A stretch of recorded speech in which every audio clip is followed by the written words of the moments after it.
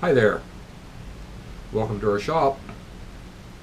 I don't often talk about playing tips, but when I do, I try to make it useful to you.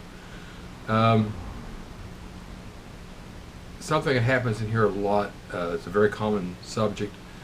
Customers are always talking about having problems with the guitars playing out of tune or buzzing when they're using a capo.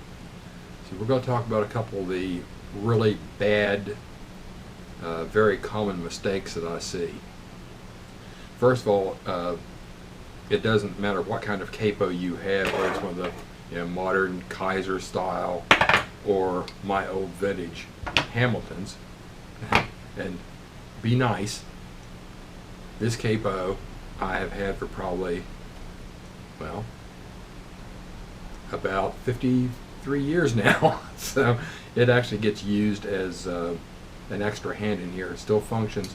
I remember buying this thing for I think $2.95 when I was 11,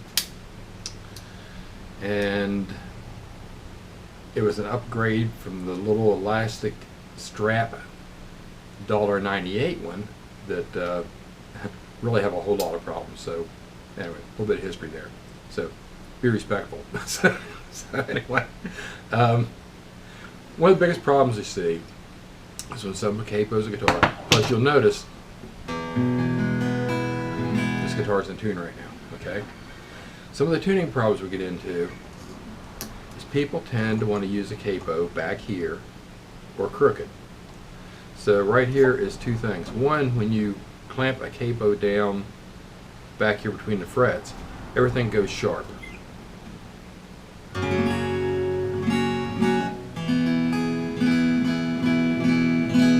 It's not really in tune. You don't notice it so much until you play a couple different chords. Now, notice how much, something else I want to mention here too when I'm talking about that. People will stick a capo on and then twist it to where they want it. You don't want to do that. It makes everything out of tune again. It makes things sharp and flat in different degrees. So what I like to point out to people is when you use a capo, bring it right up to the edge of the fret. You want it actually resting on the back of the fret. You don't want it pressing down behind it. You want the strings pushed down on the fret, but not behind it. Hear how much more true that is?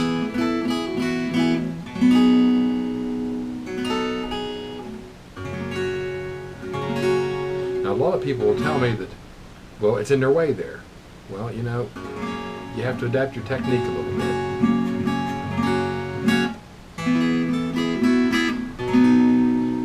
Like I said, now if you listen, if I do this, oops, see, there's another problem. It doesn't seat down well. See? Speaking of such things along that same line,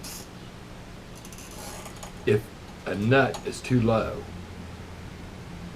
and your string actually rests on the frets behind the capo, you can actually get resonant buzzes on the strings behind the capo, which you don't want either. Like I say, when you get it on there right, all your strings will ring clear, nothing will be sharp.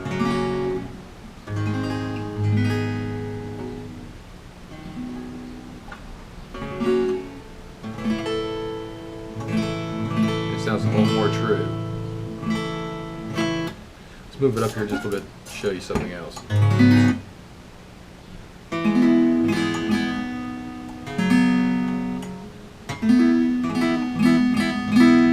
hear where it's out of tune there.